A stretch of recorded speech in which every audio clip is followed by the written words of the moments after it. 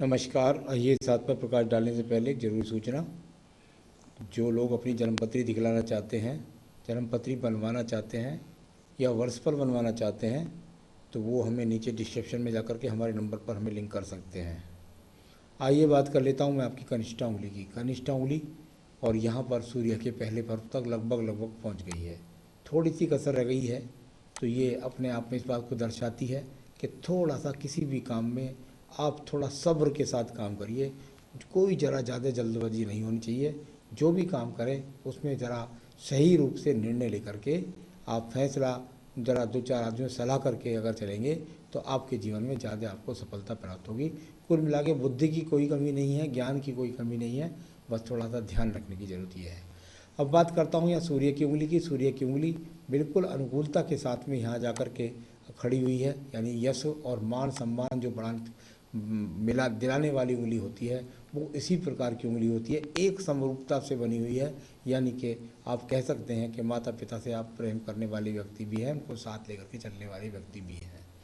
अब बात करता हूँ आपकी शनि की उंगली की। शनि की उंगली यहाँ पर यदि थोड़ा सा कहें तो अपने आप में वैसे तो अनुकूल है, कोई शनि की ढैया साढ़े साथी में ज़्यादा परेशानी नहीं आएगी, लेकिन यहाँ पर जरा धन के लिए जो प्रारूप इस उंगली का चाहिए वो मुझे नहीं दिख रहा है बेटा। संघर्ष करके व्यक्ति को जीवन में धन मिलता है।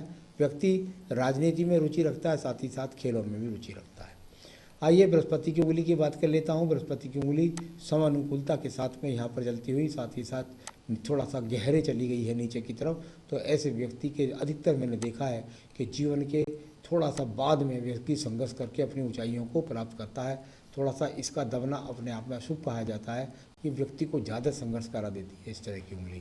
कुल मिलाकर ईश्वर के प्रति आस्था को दर्शाने वाली ये उंगली आपकी यहाँ मौजूद है। अब बात करूँगा आपके बुध पर्वत की। यहाँ बुध पर्वत है। बुध पर्वत पर यदि देखते हैं तो क्रॉस के चिन्ह, छोटे छोटे क्रॉस के चिन्ह भी मौजूद हैं। जब इस प्रकार के छोटे छोटे क्रॉस के चिन्ह मौजूद होते हैं तो ये अचानक आए हुए चिन्ह होते हैं, ये हमेशा के लिए नहीं होते।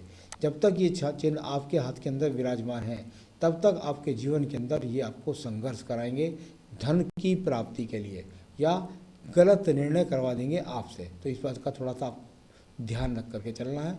इसके लिए अगर आपने इस उंगली में पन्ना पहन रखा है तो बहुत अच्छा है।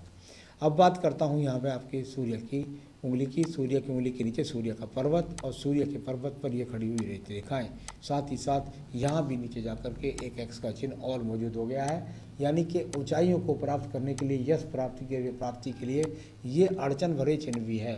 और जो क्योंकि शुरुआत में बने हुए नीचे की तरफ, तो इसका मतलब ये है कि जीवन के शुरू में संघर्ष को दर्शा करके बाद में उन्नति की तरफ ले जाएंगी ये रेखाएं, यानी यश मान सम्मान मिलेगा लेकिन जीवन में काफ़ी संघर्ष करने के बाद। अब बात करता हूँ धन के पर्व की। धन का पर्व और धन का पर्व पर यहाँ मैं देखता हूँ तो यहाँ पर बिल्कुल भी अनुकूलता के साथ में कोई भी रेखा नहीं है।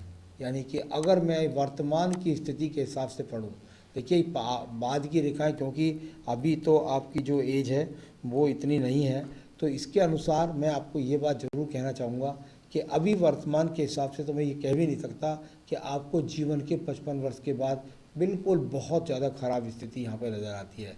तो यहाँ पर दो रेखाओं का खड़ा होना जरूर आवश्यक होता है किसी भी आदमी की प्रसिद्धि के लिए, यश और धन प्राप्त करने के लिए। तो वो अपने आप पे आप खरबपति के लिए कहते हैं। अभी तो मुझे यहाँ अरबपति के क्या करोड़पति के भी चिन्ह नज़र नहीं आ रहे। पैतृक संपत्ति के लिए बृहस्पति पर्व अनुकूल है, तो पैतृक संपत्ति करोड़ों रुपए की ऐसे व्यक्ति को मिल जाती है, या पैतृक संपत्ति का मकान मिलता है। ये बृहस्पति पर्व यहाँ पर बता रहा है कि एक व्यक्ति को ये चीज़ें मिलती हैं जो दान पुण्य भी व्यक्ति करता रहता है। तो कुल मिलाकर ये अच्छी रेखाएं बृहस्पति पर्व पर आपको मिली हैं। अब बात करूँगा आपकी संघर्ष करने वाली रेखाओं की। ये संघर्ष करने वाली रेखाएं यहाँ पर मौजूद हैं। आप संघर्ष करके अपना धन भी कमा लेंगे, आप संघर्ष करके आप धन यश भी कमा लेंगे। और ये इतनी सारी रेखाएं यहाँ से निकल करके सब की सब बुध पर्वत तक भी यहाँ पहुँच रही हैं, नीचे से निकलने वाली रेखाएं। यानी ऐसा व्यक्ति स्वयं को संघर्ष करने के बाद स्थापित कर लेता है। मैं इन रेखाओं को पुंज रेखा यहाँ बांधता हूँ ज्वार भाटा के लिए, तो ये बहुत अच्छी रेखा के संकेत हैं कि संघर्ष करने की क्षमता तो आप में बहुत ज़्यादा यहाँ पर नज़र आ रही है। अब एक बात और भी बता देता हूँ। देखिए यहाँ पर जो एक्स का चिन्ह यहाँ पर बना हुआ है छोटा सा, और यहाँ 2 एक्स बने हुए हैं इस जगह पर, तो यदि इनके फल को खाया जाए तो तो कई बार ये देखने में आता है कि वैसे तो ये छोटे भाई के लिए भी माना जाता है इन चिन्हों को, तो यहाँ पर, लेकिन अगर कई बार छोटा भाई नहीं होता तो मंगल का रोल भाई के रूप में माना जाता है, तो उनसे विविधताएँ, उनसे परेशानी के संकेत यहाँ पर दिखाई देते हैं। अब बात कर लेता हूँ आपके सीधा सीधा आपकी बुद्धि हृदय रेखा की। हृदय रेखा और हृदय रेखा पर यदि मैं देखता हूँ तो एक बेल सी बनकर के आपके हृदय रेखा में से निकली है। कुल मिलाकर ये कह सकते हैं निश्चित रूप से कि आप के जो वैवाहिक संबंध हैं उनमें कोई ज़्यादा प्रॉब्लम नहीं है, लेकिन आपको स्वास्थ्य का भी अपना ध्यान रखना होगा। थोड़ा सा वैचारिक मतभेद पत्नी के साथ चलते रहते होंगे, यहाँ दर्शाने वाला ये रेखाओं ने बताया। तो यहाँ हृदय रेखा कोई बड़े रोग को तो अभी दर्शाती नहीं दिख रही।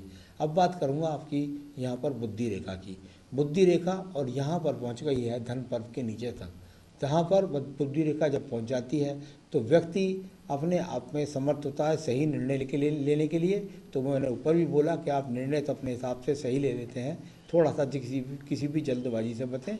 ज़्यादा राहु रेखाएँ नहीं हैं, क्योंकि जो रेखाएँ काट रही हैं वो मंगल रेखाएँ काट रही हैं, तो वो थोड़ा सा दिखलेंगी तो थोड़ा वो अड़चन बनाएंगी, परंतु जो अशुभ चिन्ह है वो मैं बता देता हूँ। यहाँ पर ये बुद्ध पर्वत के नीचे 2 एक्स के चिन्ह हैं। ये 2 एक्स के चिन्ह यहाँ पर निकल जो बन रहे हैं, और एक यहाँ पर एक्स का चिन्ह इस मस्तिष्क रेखा पर ही बन रहा है। यानी कि ये अपने आप में एक अशुभता के चिन्ह हैं, और यहाँ पर थोड़ा संबंध चंद्र पर्वत के साथ भी है। यानी व्यक्ति के अंदर जल्दबाजी में गलत डिसीजन लेकर के व्यक्ति कर्ज तक में भी जा सकता है। यानी कुल मिलाकर के कई बार तो पैतृक संपत्ति को बेचना पड़ जाता है व्यक्ति को कर्ज के कारण। यहाँ दिखलाने वाली ये रेखाएं भी हैं।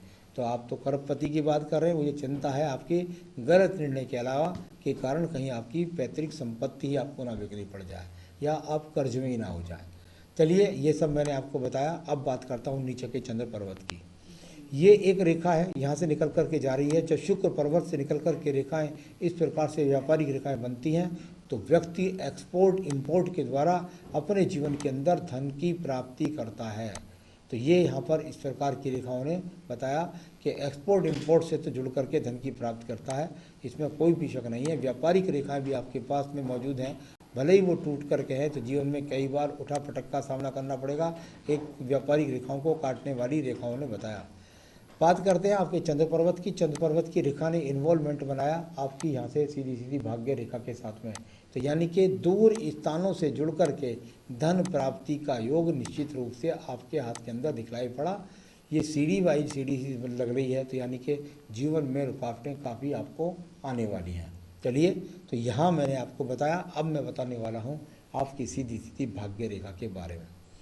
भाग्य रेखा और भाग्य रेखा को यदि मैं देखूं तो यहाँ पर एक तरीके से सीधी भाग्य रेखा जाकर के आपकी जा रही है एकदम सीधी। यानी कि ये तो निश्चित बात हो गई कि आप बार बार भटके नहीं। जो आपका कोई भी काम है उसी काम को जो आपको पीछे से मिला हुआ, कई बार यहाँ से रेखा निकल के चलती है तो पैतृक काम की को भी दर्शाती है। तो यहाँ कुल मिलाकर के आपको ये दर्शाने वाली रेखाएं यहाँ पर व्यापार के लिए निकल के दूर स्थानों से तो एक्सपोर्ट इंपोर्ट की तो हो ही गई। भाग्य रेखा जो चल रही है इसमें कई बार राहु रेखाओं ने काटा भी है। तो यहाँ पर जब इस प्रकार की रेखाएं काटती हैं तो ये निश्चित रूप से अब आपके जीवन में जो आप बात कर रहे हैं 35 वर्ष के बाद में बात करता हूँ, आपकी उम्र तो उससे ज़्यादा है, 89 का जन्म है आपका। तो यहाँ आप 31 वर्ष के हैं यहाँ पर। तो यहाँ अगर बात करता हूँ तो अभी आपके पास 31 वर्ष से पहले तो यहाँ पर रेखाएं इस तरीके से यहाँ पर काट रही हैं। तो अभी आप सही निर्णय थोड़े दिन में ले पाएंगे ऐसा लगता है, लेकिन भाग्य रेखा ज़्यादा अनुकूलता से नहीं खड़ी है। तो एक काम जो भी है आपका वही काम प्रारूप उसको बार बार ना बदलिएगा, क्योंकि रेखा भाग्य रेखा एक चलती है बराबर साइड से एक दूसरी भाग्य रेखा का उदय भी है। तो निश्चित रूप से आपको आगे आने वाली समय रेखाएं अनुकूलता से मिलने वाली है। तो थोड़ा संघर्ष करिए और आप आगे पहुंच जाएंगे। तो चलिए, यहाँ पर आपकी इन रेखाओं को भाग्य रेखा को बताया। तो अब बात कर लेते हैं, मैं बाद में आपकी जन्म पत्रिका और इसके दोनों का निचोड़ एक साथ बोलने वाला हूँ। अब एक बात देखिए, आपके यहाँ बात करता हूँ मैं आपकी जब यहाँ पर आयु रेखा की, तो यहाँ आयु रेखा में एक बहुत बड़ा टुटाव यहाँ नज़र आता है। ये अपने आप में एक शुभ चिन्ह नहीं होता। जब इस प्रकार से यहाँ इस प्रकार से रेखा बन जाती है तो ये एक बहुत बड़े स्थान परिवर्तन का योग है।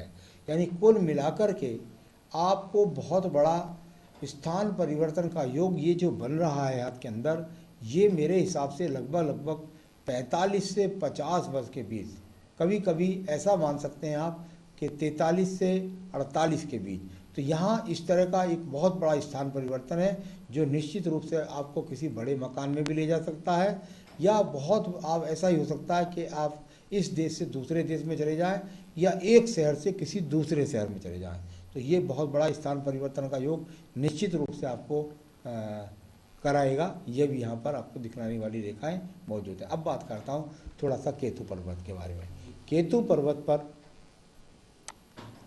यहाँ जो ये स्थान है, यहाँ पर कई प्रकार की रेखाएं एक दूसरे को काट रही हैं। आपको तो ये मछली जैसी लगेंगी, लेकिन ये कई प्रकार की काटने वाली ये रेखाएं व्यक्ति को दूर स्थानों से यात्राओं के द्वारा जोड़ करके व्यक्ति को भागदौड़ करवाती हैं। साथ ही साथ कुछ रोगों का भी आमंत्रण देने वाली रेखा है। ये रेखा जो खड़ी हैं ये सब अच्छी रेखाएं हैं। जितनी खड़ी हुई रेखा ये होती हैं सब की सब जीवन के अंदर प्रगति के लिए कहे जाती हैं। और जो ये चिन्ह कट क्रॉस के होते हैं ये होते हैं यात्राओं के द्वारा, काम के द्वारा, उसके बीच में अड़चनों के लिए। तो यहाँ मिला जुला फल इनका जान सकते हैं। आइए शुक्र पर्वत की बात कर लेता हूँ। शुक्र पर्वत और यहाँ पर अगर मैं देखता हूँ तो कुल मिलाकर के शुक्र पर्वत आपकी आमदनी से अभी पीड़ित है। यानी कुल मिलाकर के आप अपनी आमदनी के द्वारा अभी भी सुख संपदाएं जो आपके पास हैं वो आपके पास में ज़्यादा अच्छी नहीं हैं। संतान रेखाओं की बात करें तो 2 संतान रेखाएं स्पष्ट रूप से नजर आती हैं। तो ये संतान रेखाएं भी आपके पास हैं। थोड़ा सा रोग के लिए मैंने केतु स्थान भी देखा था और मंगल पर्वत पर भी यहाँ। तो कुल मिलाकर सबसे ज़्यादा चिंता मुझे है तो वो है सबकी आपकी रोग की चिंता। एक कैंची का रूप जब बन जाता है या स्टार का तो ये अपने आप में व्यक्ति का कोई छोटी मोटी सर्जरी या एक्सीडेंट भी करा सकता है। तो इन बातों से भी आपको सावधान रहना है। तो सारी रेखाओं को, पर्वों को, सब चीज़ को मैंने पढ़ा। आयु रेखा बता देता हूँ आपकी। वहाँ से जो आपकी आयु रेखा उन तो स्थान परिवर्तन की थी। कुल मिलाकर आयु रेखा आपकी यहाँ पर ये नीचे तक जाकर इसको कह सकते हैं आप लगभग 77-78 वर्ष की आयु रेखा भी आपके हाथ में मौजूद है। तो यहाँ पर सारी रेखाओं पर्वतों को मैंने पढ़ दिया। अब आपकी जन्म पत्री के द्वारा हम बाकी के आपके सारे सवालों का जवाब देंगे। नमस्कार।